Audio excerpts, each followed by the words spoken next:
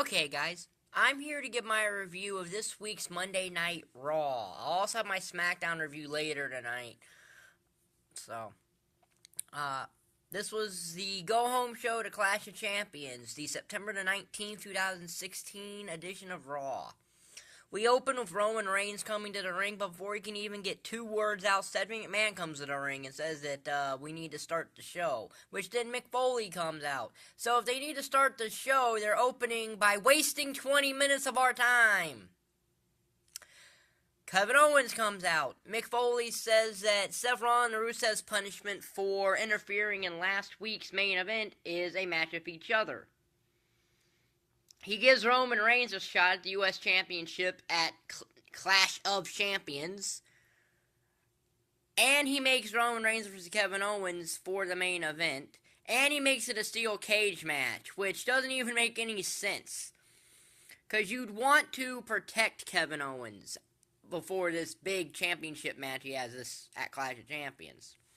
Mick Foley also says how they're in the fight for their life against what'll happen to him if SmackDown beats Raw in the rating. Well, last week SmackDown almost did beat Raw in the rating because of that 1.88 rating that Raw got. Now, yeah, okay, Raw is going against Monday Night Football, but that really shouldn't be an excuse, though. But still a 1.88 rating. It's the lowest Raw had in, I think, 20 years.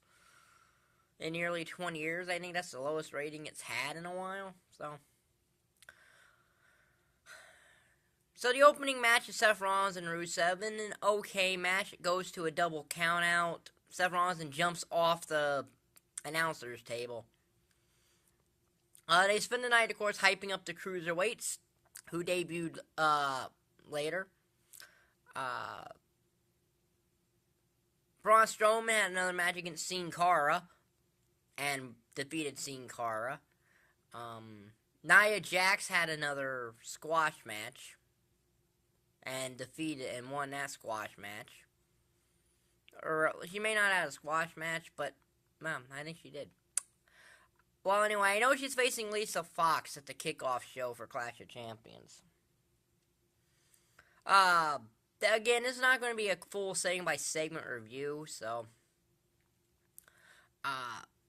Chris Jericho goes back to 1998 with the List of Jericho. Remember that segment on Monday Nitro where Chris Jericho read off the whole 1,004 holds that he did, and a lot of them were very similar? He was like, arm bar, arm lock, arm drag, sit out arm drag, Japanese arm drag, all this kind of stuff. They went through an entire commercial. He did the same thing here about how Mick Foley is messing around with Kevin Owens so much. It, drove him crazy. So he comes out to the ring with the List of Jericho, starts reading it off, puts a fan on the list, and then he gets interrupted by Enzo and Cass, the Shining Stars, the New Day, and Anderson and Gallows. This whole segment was a waste of time, and New Day even said it, because New Day came out and they said that we're out here because we have nothing else to do. So eventually Jericho puts those guys on the list. And then Sami Zayn attacks Jericho, and it leads to an impromptu 10-man tag match, which is won by the face team. They play up the whole double pin from last week with Sasha Banks and Bayley, because Dana Brooke shows it. And her logic is really weird. She's trying to get the match with Sasha and Charlotte canceled, or another match between Sasha and Bayley. But logically, since it was a triple threat match and the other two pinned each other, Dana technically should be the winner of the match. But what Dana Brooke ends up doing is getting Charlotte in a triple threat match with Sasha and Bayley.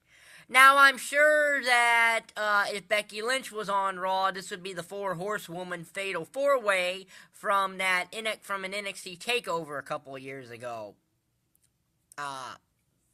But Becky is on SmackDown. Sasha and Bayley didn't have a tag... Becky is on SmackDown, excuse me. So Sasha and Bayley didn't have a tag match against Charlotte and Dana. And Charlotte and Dana Brooke win. So...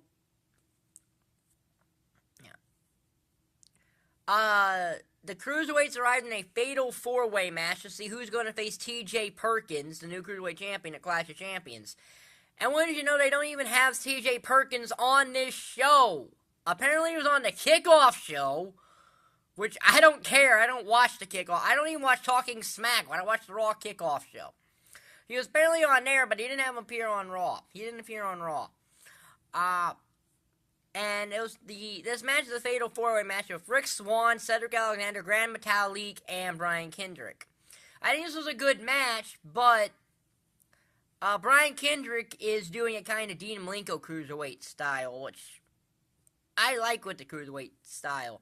I like that the Cruiserweight when the Cruiserweight division has a mixture of people who can do high spots but don't need to rely on it, mixed in with the traditional high spot, I think it works better. That's how WCW did it.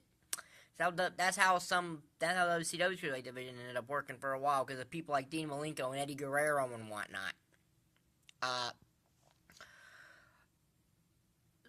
Other than Brian Kendrick, there's a lot of high spots in this, and I don't mind that. It made for a very entertaining match, but all these matches cannot be high spots, if you want my opinion. I think that Cruiserweights are good, but you have to try to find the balance of high, and some of them are only used to Lucha Libre stuff, so that can't be helped. But anyway, I just prefer a more balanced Cruiserweight division. It has high spots and technical stuff, because it will end the storylines better, by the way. But Cruiserweight title always lacked in the WWE is storytelling.